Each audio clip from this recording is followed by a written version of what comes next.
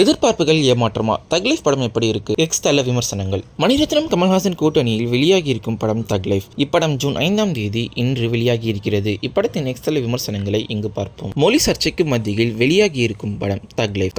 தமிழ் கன்னடத்தில் தான் பிறந்தது என்று கூறிய ஒரு வாக்கியம் பெரும் புயலை கிளப்பியது. கமல் மன்னிப்பு கேட்டால்தான் தக்லைஃப் படத்தை கர்நாடகாவில் வெளியிட முடியும் என்று கன்னடர்கள் பிரச்சனை செய்தனர். மன்னிப்பு கேட்க முடியாது, கர்நாடகாவிலும் படத்தை ரிலீஸ் செய்ய மாட்டேன் என முடிவு செய்த கமல் ரிஸ்க் எடுத்து பேன் இந்தியா அளவில் படத்தை வெளியிட்டிருக்கிறார். தக்லைஃப் படம் மீது அதிக எதிர்பார்ப்பு எழுந்திருக்கும் காரணம் கமல் மணிரத்னம் பல வருடங்கள் கழித்து வெற்றி கூட்டணி தான்.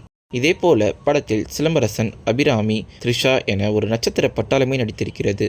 ரகுமான் இசையமைக்கும் இந்த படத்தில் எல்லா பாடல்களும் வெற்றிகரமாக அமைந்துள்ளது. இன்று வெளியாகியுள்ள இந்த படத்தின் விமர்சனங்கள் மிகவும் கலவையான விமர்சனங்களாகவே பெற்று வருகிறது என்பது குறிப்பிடத்தக்கது. ஒரு முறை பார்க்கும் அளவிற்கு படம் பொழுதுபோக்காக இருப்பதாகவும் தியேட்டர் அனுபவம் நன்றாக இருப்பதாகவும் கூறியிருக்கிறார்கள். மேலும் திரைக்கதை நன்றாக இருந்தாலும் அங்கங்கே மெதுவாக நகர்வதாக கூறுகின்றனர். தக்லைஃப் படத்தின் கதை முன்கூட்டியே யூகிக்கக்கூடியதாக இருப்பதாகவும் என ரசிகர்கள் படத்தின் மீதான கலவையான விமர்சனங்களை மேற்கொண்டு வருகிறார்கள்.